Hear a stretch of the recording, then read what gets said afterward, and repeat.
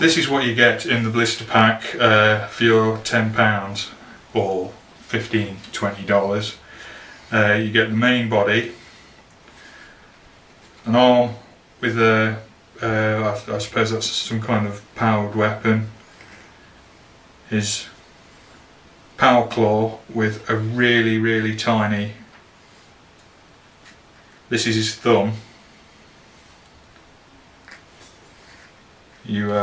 That really is obnoxiously tiny. It is. It's ridiculous. You might have a bit of a problem seeing them, so I'll put the pieces on the piece of foam. So we've got his claw, and if you notice, there's the triangle of chaos, and I think that's a flamer. There's his little thumb. Now his thumb comes attached to a little bit of sprue on there, so you'll need to use your clippers to remove it. We've also got his axe, his backpack, which is quite funky. I don't know if you can see it, but this is actually a really good casting. There's usually there would be a mould line in the middle of the ribbed tubing. This is a really good casting. You can sort of see it on the nacelle of his pack, and his little pet Hamadra. I think that's how it's pronounced. That gives him psychic powers. So first things first, let's set about removing the tag.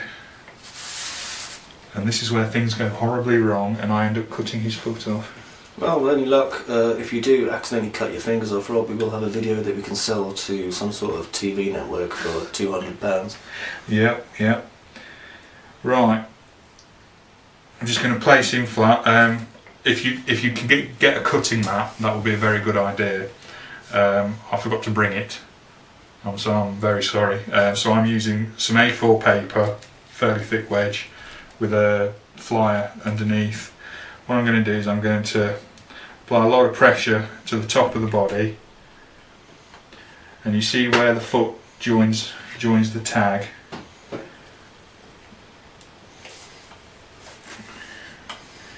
You don't have to be fast.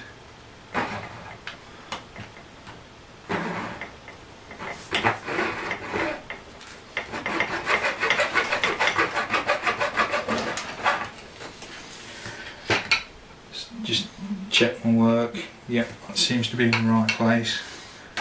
I should point out, Rob, that I mean, as a layman to the whole kind of Games Workshop model building kind of thing, there is a lot more work, I think, than a lot of people kind of realise in putting these together. There is. I mean, as a hobbyist, you can throw them together and enjoy the models, but I think for the kind of really nice finished pieces that people see in display cabinets, there is a lot of work goes into it that people don't expect. There is. There's hundreds and hundreds of hours of work in some pieces. The Golden Demon Awards, the painting contest especially, a lot of work goes into them, but you can get a very good result with a minimum of work. You know, 4 or 5 hours for a character is ample. This series is about getting your armies out, and if you're going to spend 100 hours on a model, you're not. Yes, it's going to be quite a while before you get your 10-point army on the table, I think. That. Yeah. So if we have a look, that's gone pretty well.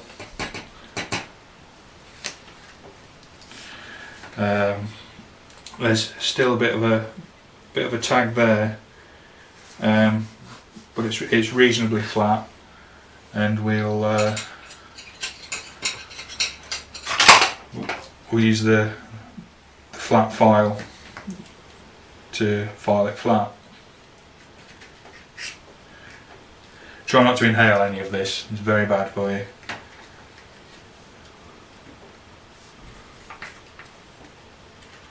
Okay, so all I'm going to do is flatten it down, basically.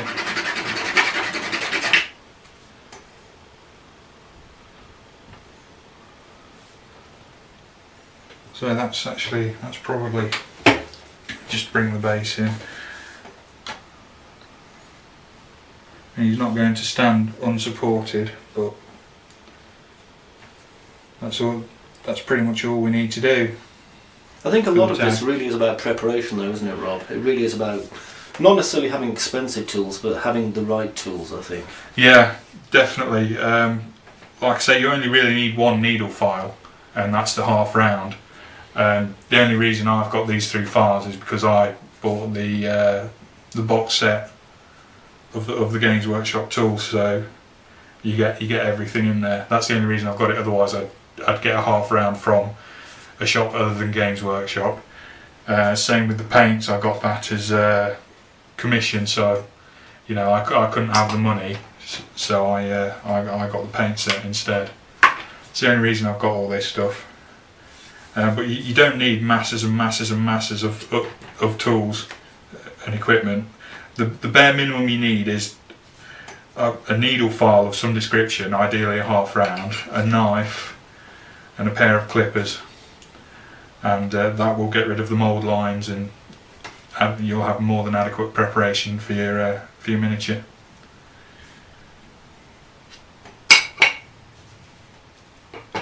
Right, moving on, we're going to try and find the mould lines. It is a little difficult. It's very difficult because I inadvertently got a very good casting. But there are going to be mould lines on it. If you have a look at he's got some little amorphe here, some little bottles, and the bottom of that has got some extraneous metal with some pitting on it. The same there, some extraneous metal there. So it's all very minor. So just take a bit of a shortcut. If you can see just there, that's what we'll be removing, this little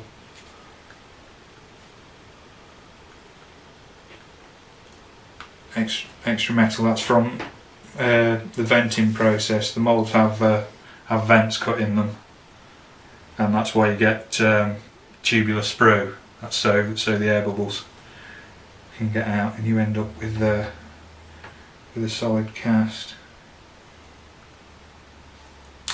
So what you're trying to do is make your cuts match the shape. There's some flashing just underneath. See the roundness, and there's an edge where it connects. So that's flashing. That's where the moulds joined. So we want to try and get rid of that. Use the knife for that.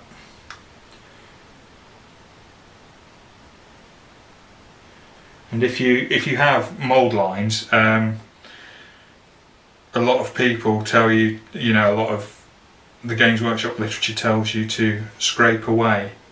I find that you don't get as much control. So I use the apple peeling method, which is essentially you hold your miniature, you have your blade at a 45-degree angle, and you scrape down the mould line, and that will gradually remove the mould line without removing any detail or gouging into the surface.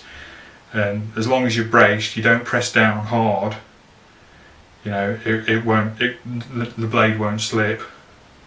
So obviously you've got to be careful, because whatever knife is a killing weapon, and these are especially sharp. So be very careful.